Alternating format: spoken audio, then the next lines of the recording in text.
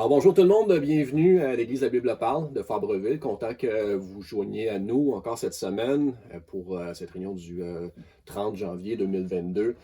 Et encore aujourd'hui, on va prendre un temps à la parole avec la prédication de pasteur Jeff Lorrain, précédé d'un temps de louange. Puis on a eu de bonnes nouvelles de la part du gouvernement, donc déconfinement progressif en cours. Et si tout va bien, le 13 février, on va pouvoir rejoindre le bâtiment à Fabreville. Entre-temps, on poursuit les réunions extérieures à 10h30 à l'arrière du bâtiment. Et puis, on est en discussion pour voir si on ne poursuivrait pas malgré le retour à l'intérieur. Donc, on vous tient au courant. Plus de détails à venir. Et sinon, j'aimerais juste vous rappeler que les groupes maison se poursuivent. Je vous en ai parlé la semaine dernière. Je vous relance là-dessus. Et vous pouvez contacter Emmanuel Clairvoy pour plus de détails. Et sinon, aussi pour les dîmes, ça n'a pas changé. Interac, Canadon et puis PayPal sont toujours des bons moyens pour faire acheminer vos dîmes et offrandes.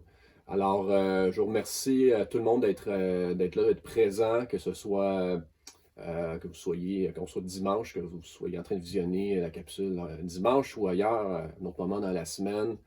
On est vraiment reconnaissant. Et puis, écrivez-nous, vous avez des questions, des commentaires, peu importe, vous pouvez nous rejoindre.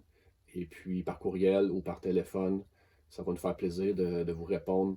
Alors, soyez bénis par ce qui va suivre. Et puis, on se parle très bientôt.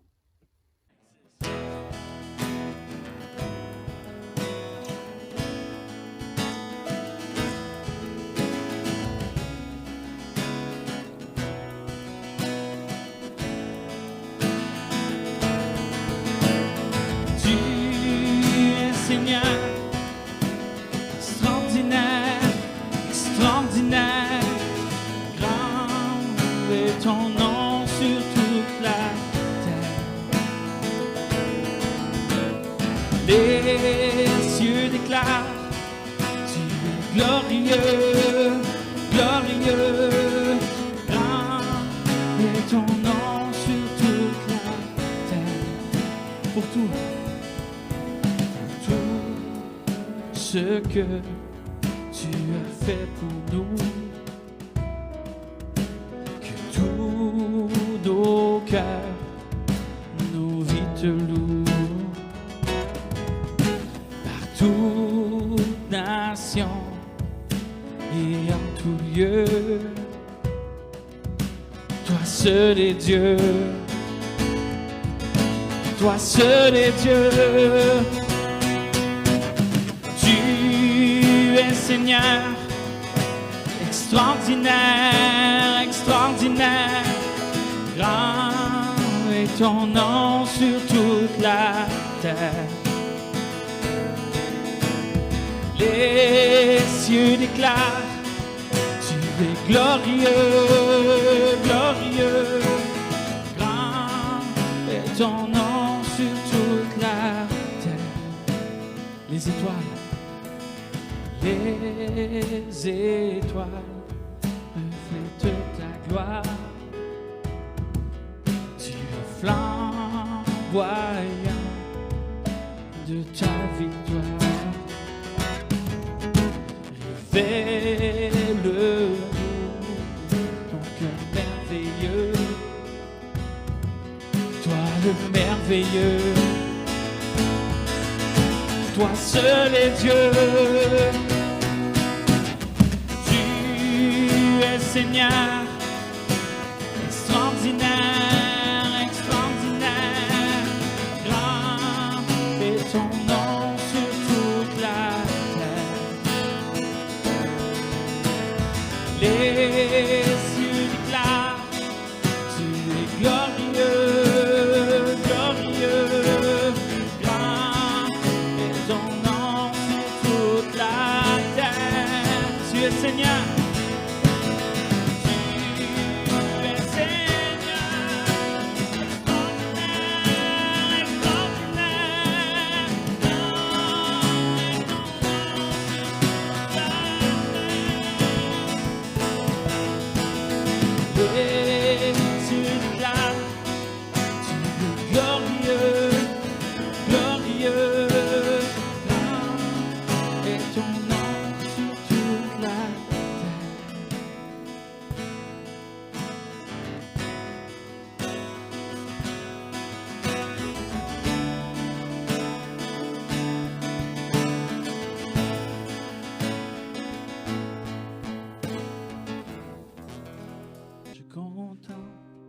les cieux, tous ces astres, adieu, oh Dieu.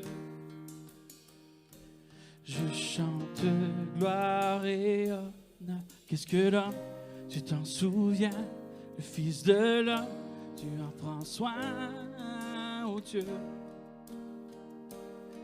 Chantons gloire et honneur, Seigneur mon Dieu, que tes œuvres sont merveilleuses, ton nom est majestueux sur toute la terre. Seigneur mon Dieu, ô Père, que ton royaume vienne, que ta volonté soit faite sur toute la terre. Par la bouche des petits, tu confonds tes ennemis, ô Dieu.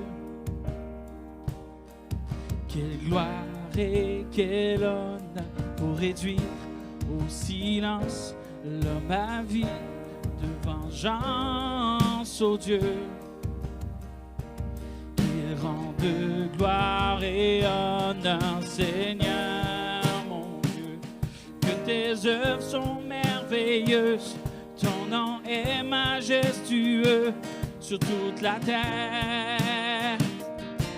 Seigneur mon Dieu, ô Père, que ton royaume vienne, que ta volonté soit faite sur toute la terre. La terre est remplie de la gloire du Messie, tout genou fléchit devant l'œuvre de la croix. Poussé par l'Esprit, la création crie, louons Jésus-Christ. Il est Seigneur. La terre est remplie de la gloire du Messie, tout genou fléchit devant l'œuvre de la croix. Poussé par l'Esprit, la création crie, ô Jésus-Christ, tu es Seigneur, tu es Seigneur, tu es Seigneur, Seigneur mon Dieu, que tes œuvres sont merveilleuses, ton nom est majestueux sur toute la terre.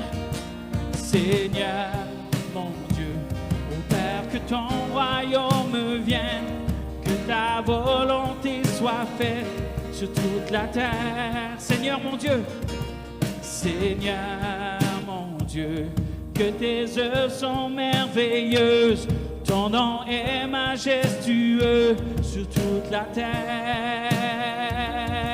Seigneur mon Dieu, ô Père, que ton royaume vienne, que ta volonté soit faite sur toute la terre. Que ta volonté soit faite sur toute la terre. Que ta volonté soit faite sur toute la terre.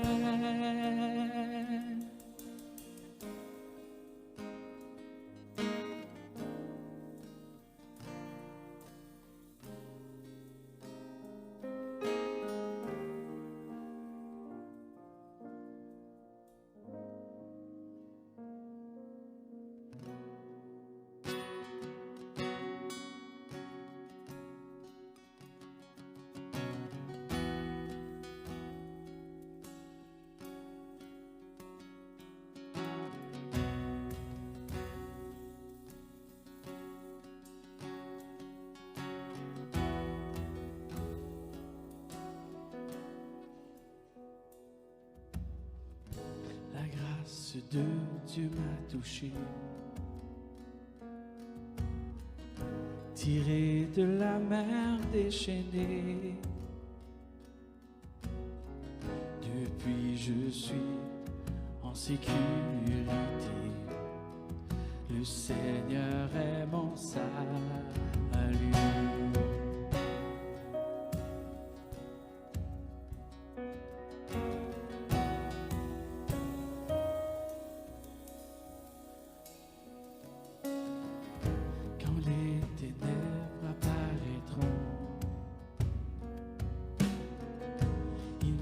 m'aidera à surmonter. Après la nuit reviendra le jour. Le Seigneur est mon salut. Qui est semblable? Qui est semblable à notre Dieu? Fort pour sauver nous aimer, ma dette payée, la victoire gagnée. Le Seigneur est mon salut.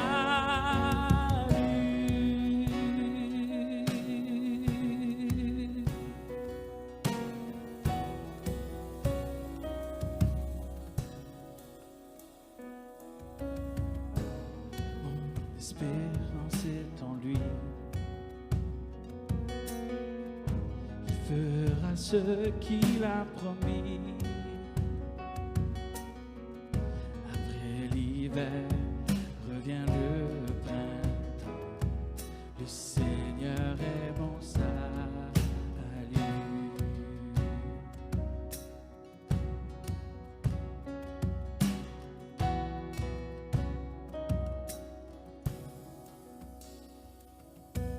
Dans les temps d'épreuve et d'attente, je connaîtrai perte et faiblesse. Je sais sa grâce se renouvellera. Le Seigneur est mon salut. Qui est semblable à notre Dieu, fort pour sauver nous aimer, ma dette payée, la victoire gagnée. Le Seigneur est mon salut.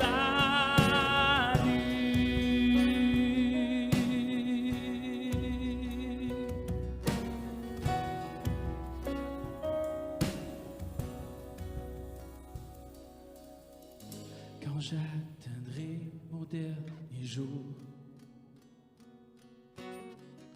je ne serai pas délaissé.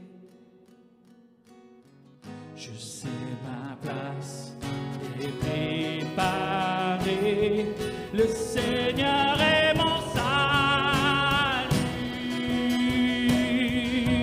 Qui est semblable à notre Dieu, fort pour sauver nous aimer, ma dette payée, la victoire gagnée. Le Seigneur est mon salut.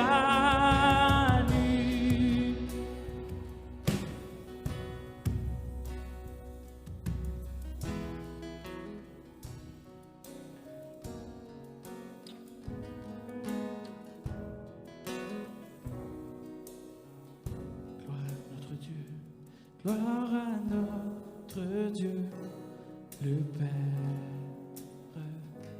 Gloire à notre Dieu, le Fils. Gloire à notre Dieu, l'Esprit Saint. Le Seigneur est mon salut. Gloire à notre Dieu, le Père. Gloire à notre Dieu, le Fils. Gloire à notre Dieu, Esprit Saint. Le Seigneur est mon salut. Qui est semblable à notre Dieu, fort pour sauver nous aimer, ma dette payée, la victoire gagnée. Le Seigneur est mon salut.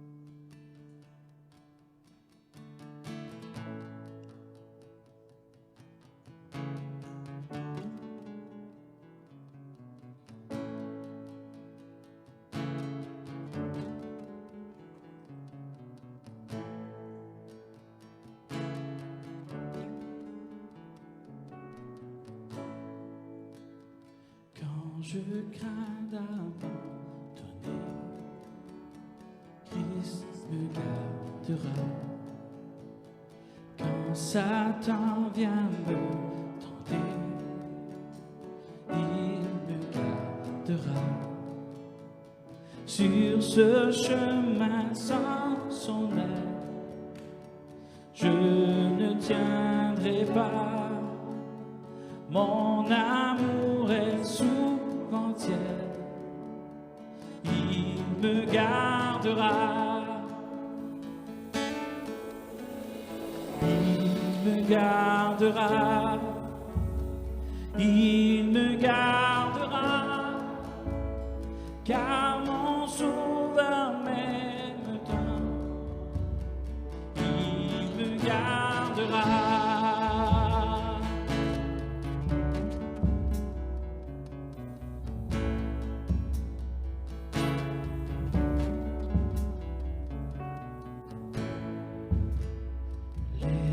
Achetez-vous sa joie, Christ me gardera. Nous sommes précieux pour le roi, il me gardera. Mon âme est en sûreté, sa promesse il tiendra. Quel grand prix il a payé.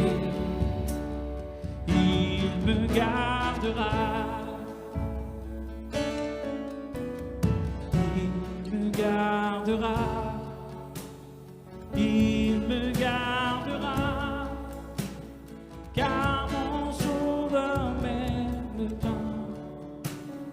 Il me gardera.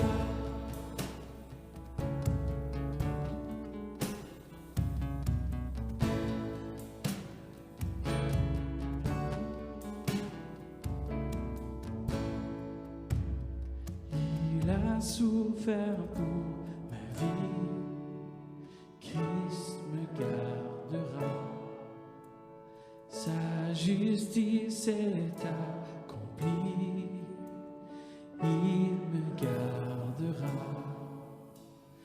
Avec lui ressuscité, il me gardera. Oui, enfin je le verrai quand il reviendra. Il me gardera. Il me gardera, car mon sauveur m'aime tant. Il me gardera. Il me gardera. Il me gardera, car mon sauveur m'aime tant. Il me gardera.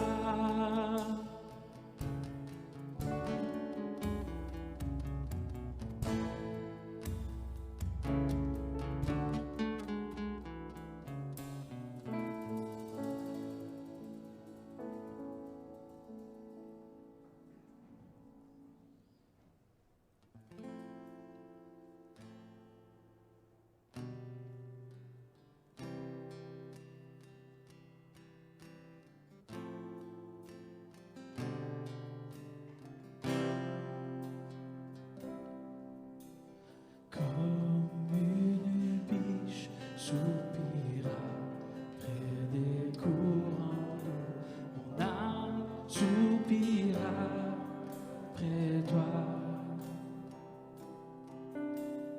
Tu es tout ce que mon cœur désire et je veux t'adorer.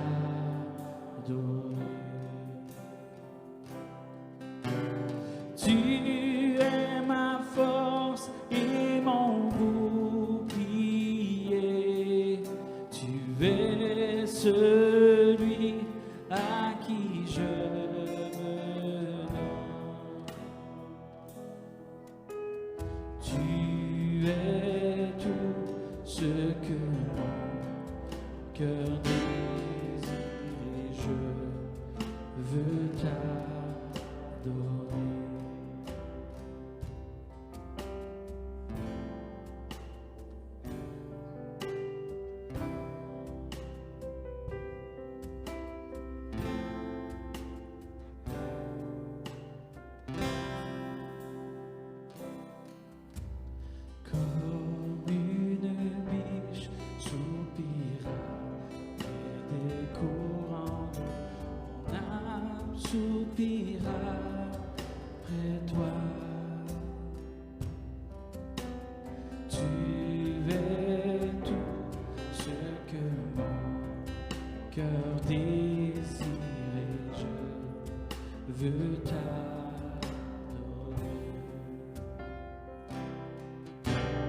Tu es ma force et mon bouclier.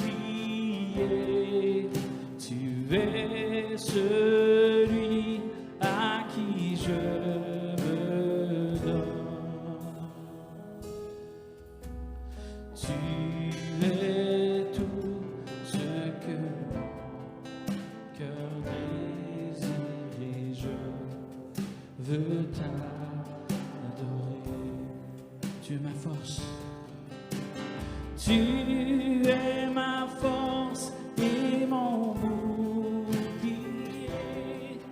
Tu es celui à qui je me donne. Tu es tout ce que mon cœur désire et je veux t'adorer. Tu es tout. Tu es tout ce que mon cœur désire et je veux t'adorer.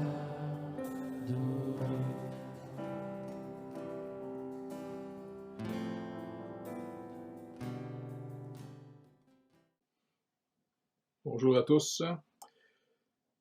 Ce dimanche, on va continuer dans l'Épître aux Hébreux.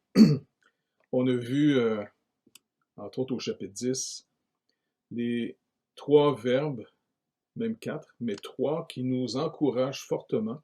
Et n'oubliez pas, quand le Seigneur parle, quand on lit sa parole, c'est pas juste de l'information qui va finalement travailler au niveau intellectuel comme si c'était un livre de philosophie.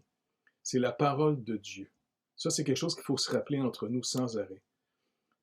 Parce que finalement, quand le Seigneur parle, les apôtres l'ont même dit à Jésus quand il a dit « Vous ne voulez pas partir? » Vous vous rappelez, ça, c'était après que la foule soit partie, parce que le Seigneur a fait un message assez intense dans Jean chapitre 6.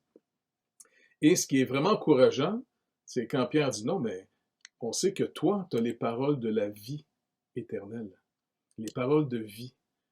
C'est pour ça que quand Jésus a même appelé Lazare qui était mort, ben c'est pas parce que Lazare il s'est forcé à se ressusciter sur la volonté du Seigneur.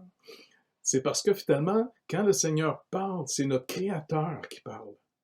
On est soutenu par lui. On est aimé par lui. On est racheté par lui. Il s'est même fait humain pour vivre la vie qui, au fond, attendait de nous dans le jardin que nos parents ont échoué. Et malheureusement, il sait très bien qu'il devait venir au milieu des ténèbres, lui qui était la lumière du monde, lui qui était le sens et le but de la création. Mais on l'a perdu et on est né dans une nature qui se déclare nous-mêmes le but de naître. Maintenant, lui, quand il nous appelle, il nous arrache du présent siècle mauvais. Il nous arrache des mains, finalement, du prince des ténèbres. Et là, on commence seulement à redécouvrir la vraie vie, le sens de la vie. Que ça aille bien, que ça aille mal. De toute façon, ici, maintenant, on est des voyageurs et des pèlerins. On est une ambassade dans l'ancienne création, faisant partie, parce que le Seigneur Jésus nous a rachetés, parce qu'on est venu à lui, on a mis notre confiance en lui. À la croix, il a payé nos péchés. La résurrection prouve que les péchés ont été payés pour ceux qui viennent à lui, car il a dit « Nul ne vient au Père que par moi ». Maintenant que c'est fait, Paul nous dit « Continuez à développer cette vie ». C'est une manière de dire « Travaillez à votre salut ». C'est pas « Travailler à être sauvé éternellement ».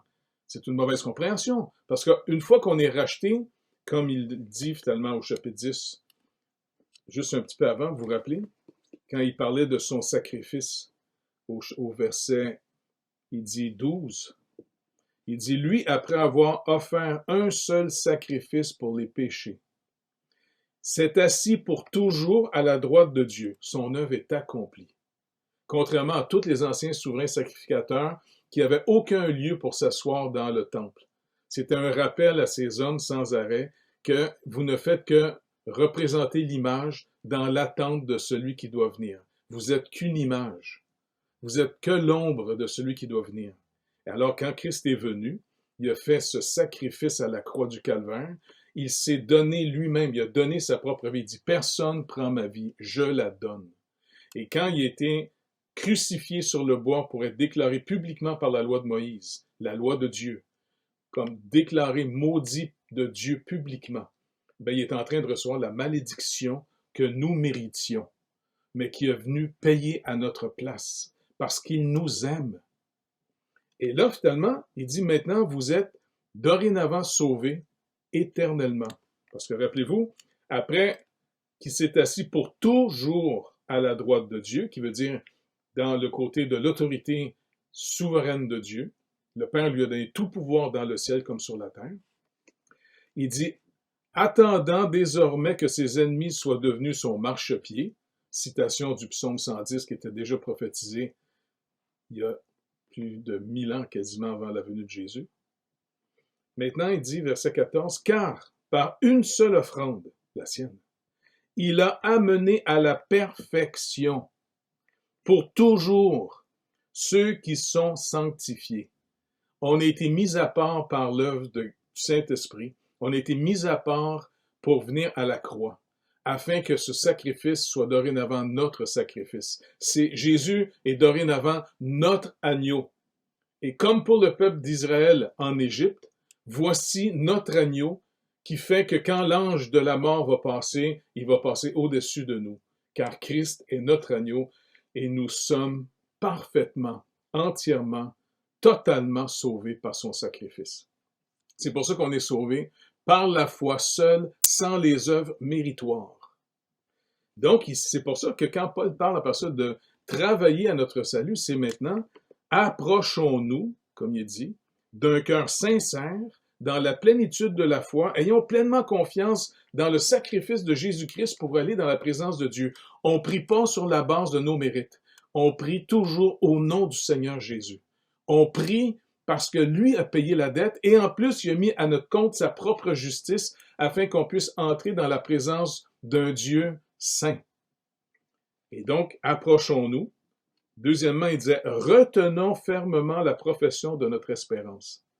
Plus on va apprendre à marcher avec Dieu, un petit peu à tous les jours, par toutes sortes de choses, comme le Seigneur dit, faites-moi connaître vos besoins, car moi-même prends soin de vous.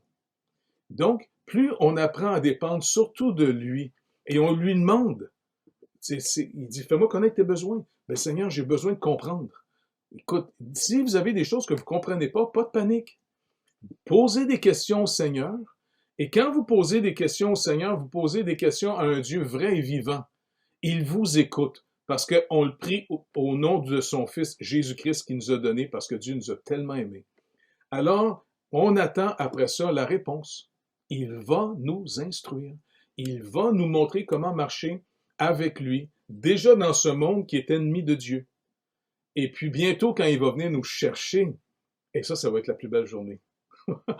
Je sais que pour quelqu'un qui n'est pas croyant, c'est la panique générale. Mais pour nous, la mort, le dernier ennemi de tous nos problèmes de la vie, Jésus a vaincu la mort et c'est pour ça que Paul va dire, mort, ô mort, où est ton aiguillon?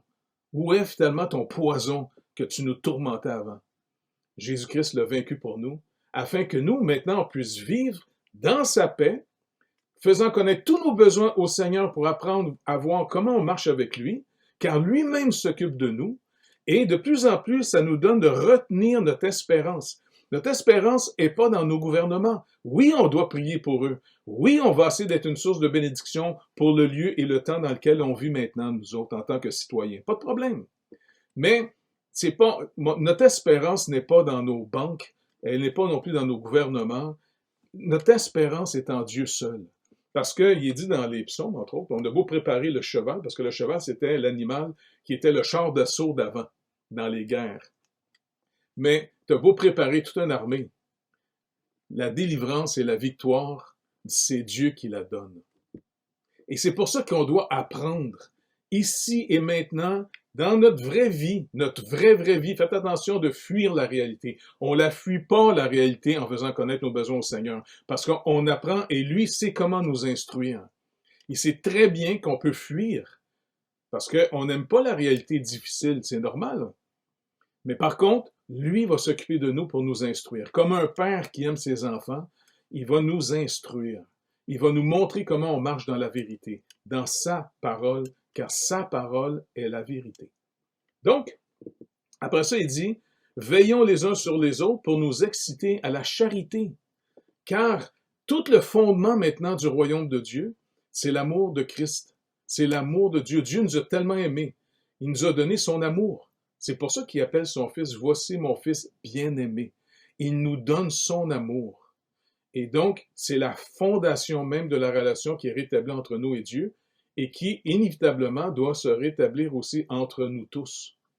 Et puis, en cherchant sa volonté, on va trouver les œuvres qu'il nous a préparées afin qu'on y marche. C'est pour ça qu'il est dit dans Éphésiens 2,10, « Nous sommes son ouvrage, créé en Jésus-Christ, pour les œuvres qu'il a préparées d'avance, afin qu'on y marche. » Et là, on va marcher pas juste comme un individu tout seul, on va marcher comme une équipe. Il y a certains qui sont là surtout dans l'intercession. D'autres sont là pour aller sur la place publique pour prêcher. D'autres s'en vont finalement développer finalement tout l'aspect pratique, aider, nourrir les pauvres. Tu sais, voir. L'Église est une équipe et on a chacun un rôle à jouer dans l'équipe. Donc, c'est vraiment béni. Et puis après ça, il dit, c'est pour ça, n'abandonnons pas notre assemblée.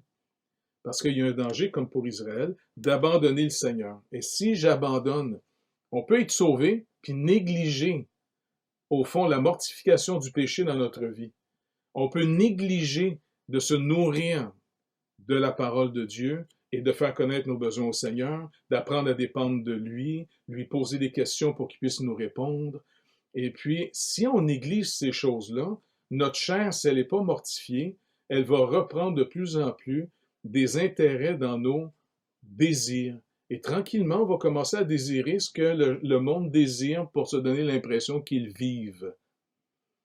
Et c'est dangereux parce qu'il y a des gens, je ne veux pas nécessairement douter qu'ils sont sauvés. De toute façon, ça ne m'appartient pas de savoir qui est sauvé, qui n'est pas sauvé. Mais comme il dit ici, n'abandonnons pas notre assemblée. Donc, ça veut dire qu'on peut le faire. S'il est dit ici, c'est un danger qui peut arriver. Comme c'est la coutume de quelques-uns. Donc, même à leur époque, même à l'époque que l'auteur écrit, c'était quelque chose qui arrivait assez souvent. Parce que peut-être même dans leur époque, c'était pas toujours à l'avantage, je sais pas moi, d'un commerçant de l'époque ou d'une personne d'être associé aux chrétiens du village, pendant que, à cette époque, les chrétiens étaient vus finalement négativement. Mais il dit, si nous péchons volontairement, ça c'est la section qu'on va voir ici, mais si nous péchons volontairement après avoir reçu la connaissance de la vérité, il ne reste plus de sacrifice pour les péchés. Pour les gens qui négligent un si grand salut. Moi, je trouve que cette épître, elle s'adresse vraiment comme pour aujourd'hui, là. Aujourd'hui, si on veut dire voir quelle application on fait, parce qu'oubliez pas, c'est une épître qui est écrite d'abord pour les Hébreux, mais nous, en tant que nation supposément chrétienne, il y a beaucoup de gens, je suis en train de relire un livre finalement qui m'a été donné dernièrement. J'ai toujours plein de livres. Mais... Et c'est ce livre ici de Don Hutchison, Under Siege. Et puis, c'est un avocat chrétien qui est en train de parler comment le Canada néglige de plus en plus à protéger le droit de la liberté et de la religion. C'est vraiment intéressant. Et puis, il rappelle ici, puis ça, c'est quelque chose que je pense qu'on peut avoir tous facilement vécu.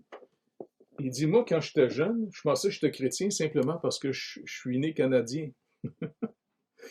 Et puis moi, avec, j'avais la même impression en disant, ben, moi, je suis Canadien, je suis né dans un pays chrétien, on m'a mis un peu d'eau sur la tête quand j'étais bébé, et puis j'ai été faire ma première communion, puis tu sais. Mais en réalité, le vrai chrétien, c'est celui qui est venu à Christ en reconnaissant d'abord qu'il est perdu sans Jésus-Christ, parce que la lumière est venue dans notre vie pour nous montrer qu'on est vraiment perdu. Sans Christ, on est perdu. Et deuxièmement, que Dieu nous a tellement aimés qu'il s'est incarné en être humain pour venir payer la dette à notre place. Le danger, par contre, c'est que beaucoup de gens se pensent chrétiens, mais ne mettent pas leur confiance dans le Seigneur. Ils vivent comme dans une religion nationale. Je ne vais pas trop élaborer là-dessus parce que ça m'énerve à tous les fois. Surtout quand les politiciens se servent de dire qu'ils sont des chrétiens en définissant leur dénomination. Mais ils vivent comme des païens de première classe. Donc, n'oubliez pas, Jésus a dit « Celui qui m'aime ». si le Saint-Esprit nous a glorifié Jésus-Christ, comme un des deux bandits à la croix, il va reconnaître par le Saint-Esprit. C'est le Saint-Esprit, Jésus l'a dit, lui, il va venir me glorifier. Le Saint-Esprit va glorifier Jésus-Christ. Et comme Paul le dit aux Corinthiens, n'oubliez pas, personne ne peut dire, si ce n'est par le Saint-Esprit, que Jésus-Christ est le Seigneur. Et si c'est lui le Seigneur de ma vie, c'est lui qui définit les règles de vie dans lesquelles je dois vivre. Si quelqu'un se dit chrétien, mais il vit contre les règles du Seigneur, c'est un menteur, Jean nous rappelle. Quelqu'un qui marche dans les ténèbres, mais qui dit qu'il connaît la vérité. Faites attention aux menteurs. Il y a beaucoup de menteurs. Parce que finalement, on vit dans un monde de ténèbres.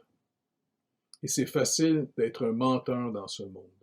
Mais n'oubliez pas, quand on meurt, il nous est rappelé ici, on s'en va devant le jugement de Dieu. Si vous avez pu niaiser bien du monde, dites-vous une chose, Dieu, tu ne peux pas le niaiser. Tu vas y rendre, lui, il va faire la lumière. Donc, il dit, finalement, faites attention que de pécher volontairement, d'autres mots, de ne pas adhérer à l'Évangile, surtout si, par exemple, on est un pays, l'Occident, beaucoup de pays ont été mis à part par l'Évangile. Quand c'est devenu majoritairement que les gens sont déclarés chrétiens, eh bien, c'est un peu comme la nation d'Israël. Par contre, comme Paul nous rappelle, faites attention, c'est pas tous les Juifs qui étaient Juifs. T'sais?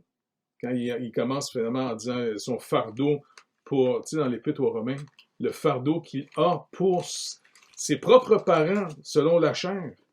Il leur rappelle finalement qu'il les aimait. Et en passant, il leur dit ici, car je voudrais moi-même être anathème, séparé de Christ, pour mes frères, mes parents, selon la chair. Tellement il avait compassion d'eux de voir lui en tant que croyant, le Seigneur avait complètement bouleversé sa vie, mais même lui en leur témoignant à ses frères, à ses parents, selon la chair, beaucoup n'ont pas cru en lui. Et c'est quand même l'apôtre Paul, c'est pas n'importe qui comme chrétien.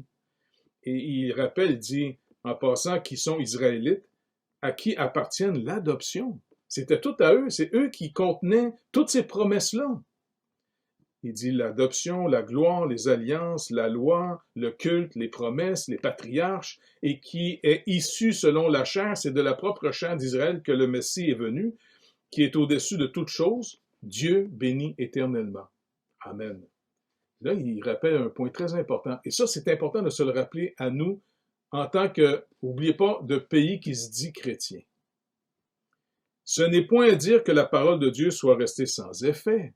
En d'autres mots, ce n'est pas que la parole de Dieu n'a pas eu d'effet sur Israël. Car tous ceux qui descendent d'Israël ne sont pas Israël. Et pour être la postérité d'Abraham, ils ne sont pas tous ses enfants. Mais il est dit, en Isaac sera nommé pour toi une postérité. C'est-à-dire que ce ne sont pas les enfants de la chair qui sont enfants de Dieu, mais que ce sont les enfants de la promesse qui sont regardés comme la postérité. Et donc, ça, c'est vraiment très important pour nous. Donc, c'est pour ça qu'il faut faire très attention de penser que parce qu'on fait partie du groupe, on est automatiquement dedans. En réalité, est-ce que Jésus-Christ vous a amené avec lui? Est-ce que c'est le Seigneur Jésus? Est-ce que vous croyez d'abord dans le Seigneur Jésus ou vous croyez d'abord dans l'institution religieuse à laquelle vous appartenez, peut-être de père en fils depuis des générations? À moins de croire au Seigneur Jésus-Christ personnellement et en passant de ne pas avoir honte de parler publiquement que vous lui appartenez, publiquement. Parce que le Seigneur l'a déjà dit à Israël à son époque. Si vous avez honte de moi, moi aussi, je vais avoir honte de vous devant les anges. Donc, de vraiment connaître le Seigneur, c'est de vraiment dire, face même aux ennemis du Seigneur, moi j'appartiens au Seigneur Jésus-Christ. Moi, j'ai mis toute ma foi et ma confiance en lui. Même si tu me prends pour un imbécile, ça ne me dérange pas. Ça ne me dérange pas de passer pour imbécile devant des épais.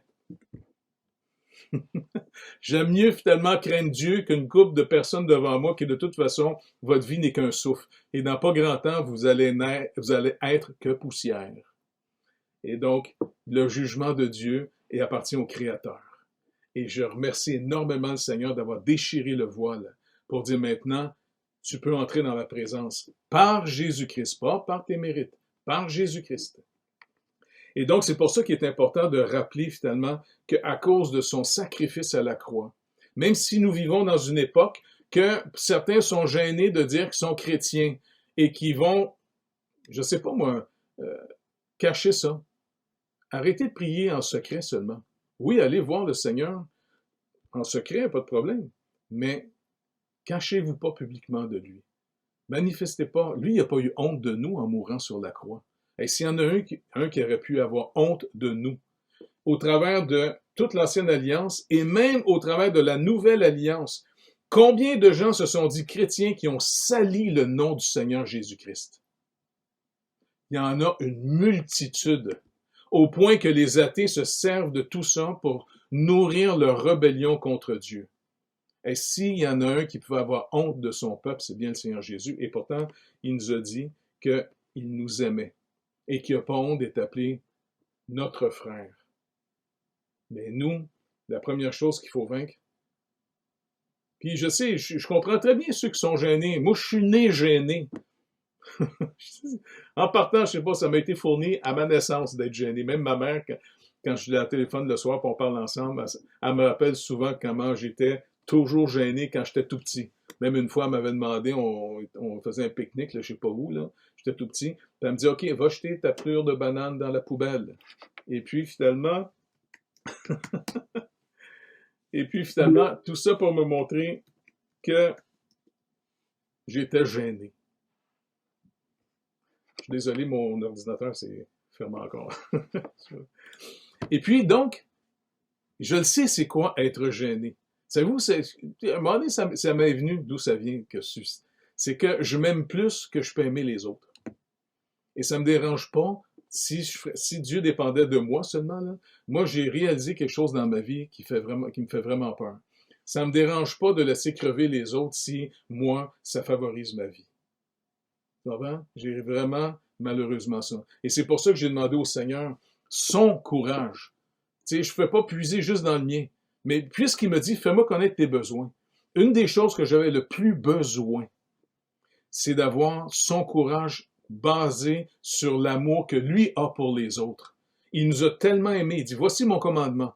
Il n'y a pas plus grand amour que de donner sa vie pour ceux qu'on aime. Ben moi, là, j'aurais été prête à laisser crever toute ma famille, laisser crever tout le monde, en sachant que j'avais la solution de la vie qui est le sacrifice de Jésus-Christ.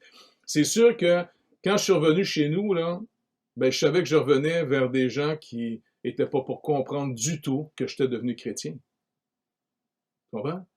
Et puis, j'aurais pu simplement faire une petite vie secrète chrétienne, pas le dire à personne, pas me faire écœurer par personne. Même une fois, je me rappelle, un de mes amis, M. Stockwell m'avait demandé de venir à Ottawa. À l'époque, il était dans le gouvernement de M. Harper. Écoute, il dit, Jeff, on n'a pas de gens qui vont représenter le Québec en ce qui concerne la nouvelle loi que le fédéral veut passer par rapport à... je pense que c'était le mariage des homosexuels ou je sais pas trop quoi, quelque chose de genre, tu sais. Bon, j'ai dit, OK, tu sais.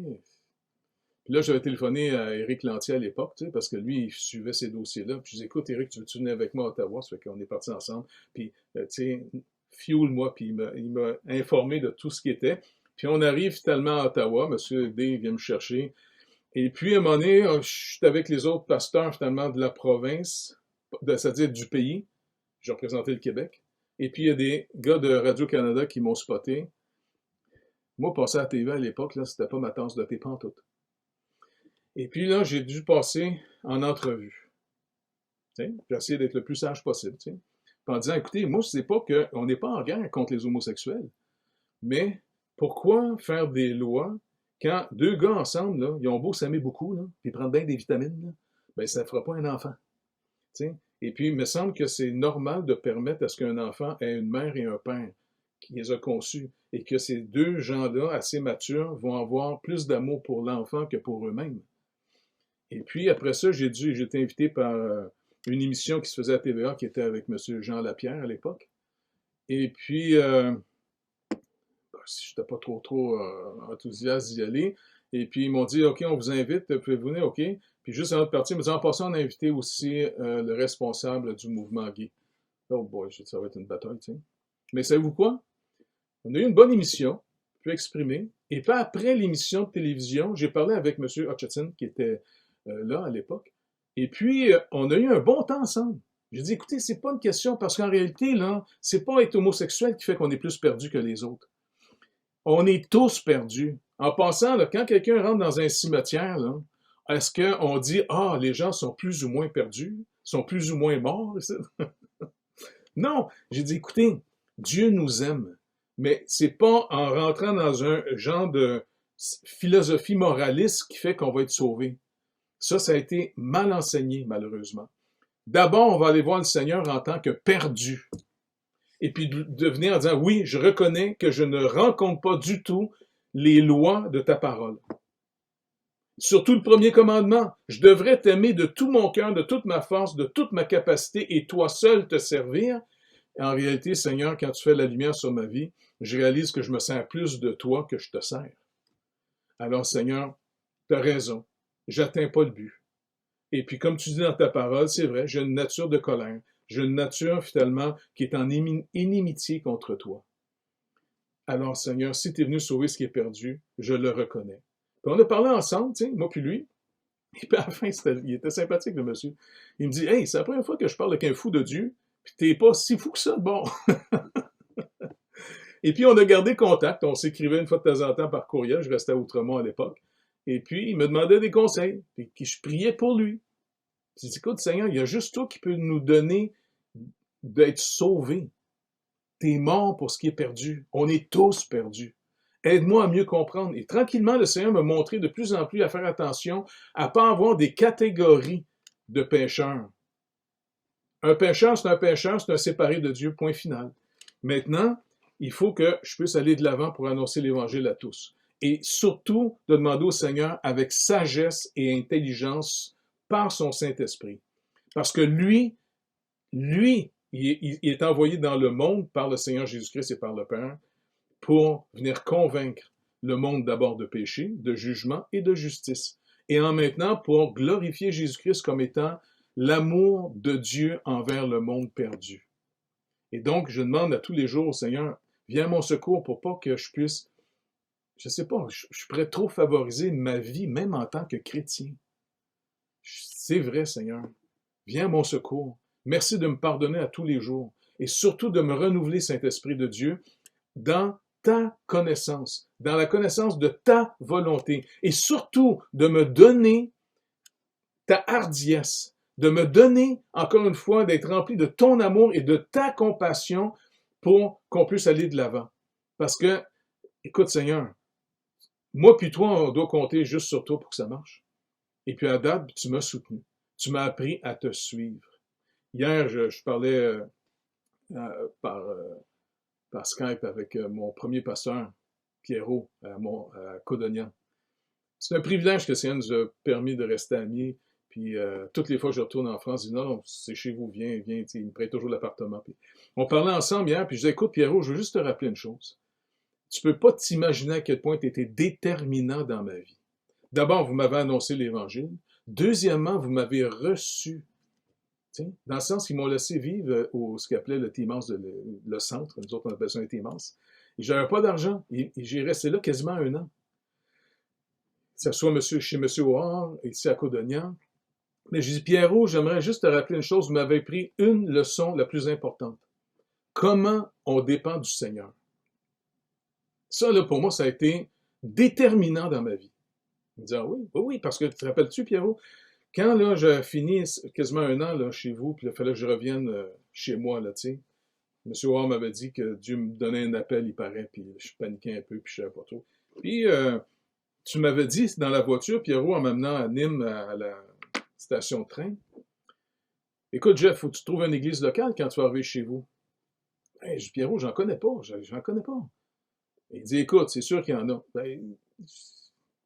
Il dit, regarde, Jeff, de toute façon, quand tu vas arriver chez toi, si tu n'en trouves pas, demande au Seigneur qui t'amène dans une église locale. Genre, oui, mais comment il va faire pour me répondre? Il dit, ça, c'est pas ton problème, Jeff, c'est son problème à lui. Le Seigneur dit, fais-moi connaître tes besoins. Alors, fais-lui connaître le besoin à quelle église locale tu dois aller. Et surtout, que tu veux marcher dans sa volonté. Mais pour marcher dans sa volonté, il va falloir que tu lui demandes à tous les jours, Seigneur, remplis-moi de la connaissance de ta volonté, en toute sagesse et intelligence. Et puis, je dis, OK. Et quand je suis revenu chez moi, quelques semaines après, je n'avais pas trouvé d'église locale. Je sais, j'ai raconté souvent cette histoire-là, mais ça a été déterminant dans ma vie, ça. Je me rappelle, j'étais dans le laboratoire que j'avais. Moi puis Yves Brousseau, on s'était fait un laboratoire là, chez mon père à l'époque, tu sais. Et puis, c'était devenu ma chambre de prière, tu sais, parce que ça brassait un peu chez nous. Ils ont trouvé ça bizarre que je suis devenu chrétien. Bref. Et puis, je me rappelle, un matin, je priais, j'écoute, Seigneur, Pierrot me dit que je peux te le demander, que tu vas me montrer. Tu sais, je sais pas comment tu fais, mais je te le demande. C'est toi qui es Dieu, tu sais. Fait que, peux-tu me montrer où mon église locale? Et puis, finalement, c'est là que j'ai eu une forte impression d'aller au centre-ville, au coin de Berry et Sainte-Catherine. Et c'est comme si le Seigneur me montrait qu'il va y avoir 3 gars au coin de la rue, tu vas aller à leur église. Ah ben. Je dis, Seigneur, on est au mois de mars, les gars, ils niaisent pas trop longtemps au coin d'une rue, là, tu sais, il fait fret. Mais là, j'ai dit, j'ai rien à perdre.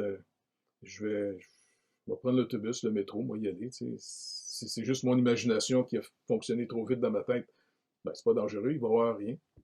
Fait que je sors de la chambre, tu sais, de notre place de photo, et puis ma mère me voit de m'habiller. Tu t'en vas où? Je m'en vais faire un petit tour au centre-ville, maman. Pourquoi? Juste me promener. Et puis finalement, je sors du métro, Berry de Montigny, et puis je regarde l'autre bord. Je regarde l'autre bord de la rue, et comme de fait, dans la foule qui se promenait, parce qu'il était vers 11h30 à peu près, là, du matin, là, avant dîner, eh bien, il y a 3 gars qui sont en train de jaser au coin de la rue ensemble. T'sais, ils ne faisaient pas donner des traités, rien. Ils faisaient juste parler ensemble, 3 gars. T'sais. Oh boy! Là, je me disais, comment je fais pour les approcher? Je dis, bon, je vais faire semblant, je vais regarder dans la vitrine. C'était Archambault Musique qui était là avant. Et puis, comme de fait, quand je suis arrivé à côté d'eux autres, il y en a un qui s'est tourné vers moi, puis il y avait un petit macaron rouge. Crois au Seigneur Jésus, tu seras sauvé. Et c'est là que je leur dis, hey, wow, les gars, vous êtes chrétiens? Ils me disent, oui, oui. Ah bon, à quelle église vous allez? Ben, nous autres, on va à Ville-Saint-Laurent, à une petite église sur la rue Filiatro. Oh, wow, c'est à côté, c'est dans mon quartier, Quartier-Ville, je suis à Quartier-Ville, moi. Tu veux avoir donné l'adresse? Oui, oui. Et puis, c'est comme ça que j'ai rencontré Marjolaine et après ça, sa sœur Carole. Et tout ça me fait entrer graduellement dans son plan. Je vous le dis, cette petite phrase que Pierrot m'apprenait dépend du Seigneur.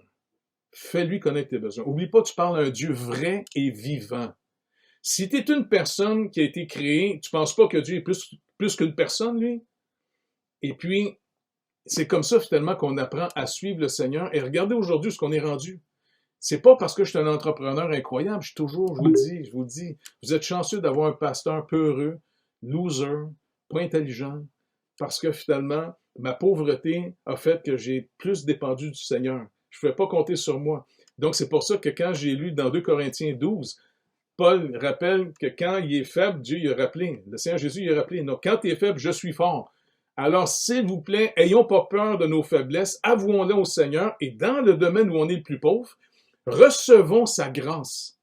Justifions pas notre pauvreté, là, pour se permettre de rester comme peureux, ainsi de suite. Non, demandons-lui, comme tu l'as donné à tes propres disciples dans le chapitre 4 des Actes, ils ont prié pour que tu puisses leur donner ta hardiesse, ton courage, ta foi pour être capable de proclamer l'Évangile face même à Jérusalem. Le Sanhédrin les mettait en prison quand il est pogné.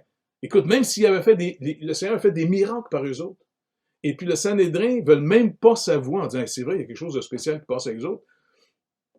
Que Dieu nous donne tout ce qu'il nous faut, qu'on puisse continuer à le connaître, afin qu'on ne puisse pas le désobéir, et puis surtout d'avoir la compassion qu'on vit dans un pays qui de plus en plus glisse dans les ténèbres, empêche même nos enfants et nos petits-enfants à l'école d'entendre l'Évangile, comme si c'était des mensonges, comme si c'était juste un mythe. On n'arrête pas à la télévision, puis partout sur les médias en ce moment, de salir le nom du Seigneur, de rappeler les fautes des chrétiens finalement qui ont échoué. Que le Seigneur puisse glorifier son nom. Ça puisse nous encourager.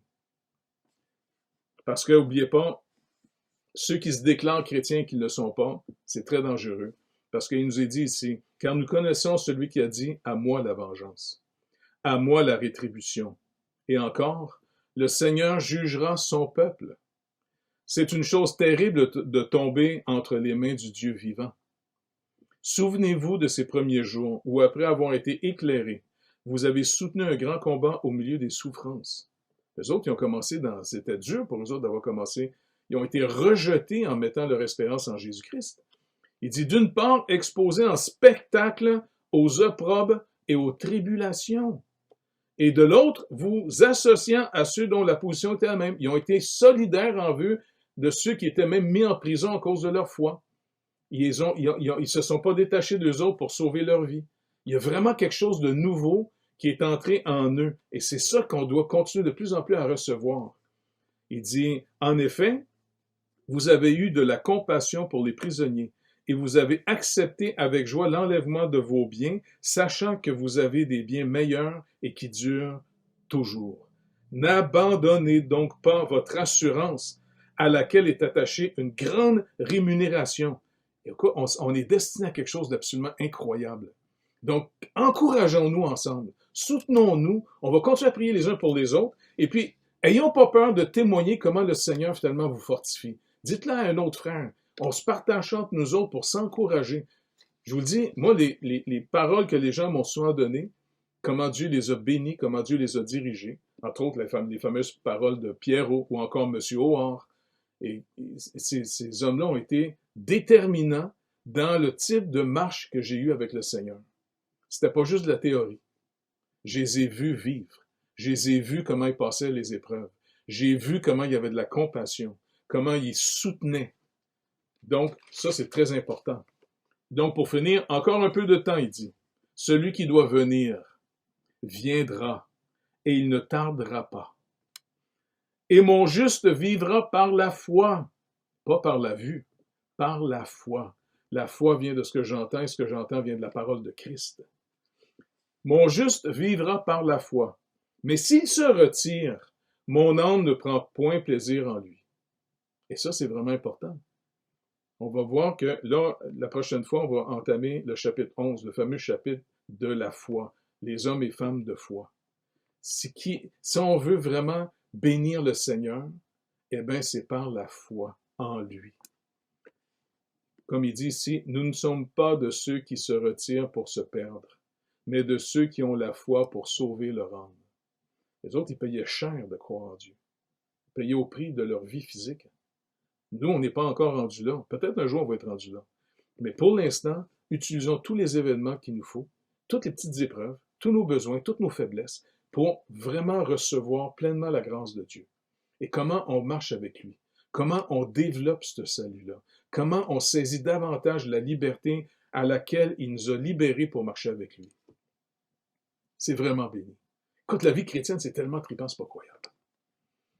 Que le Seigneur vous bénisse abondamment, et puis, à bientôt.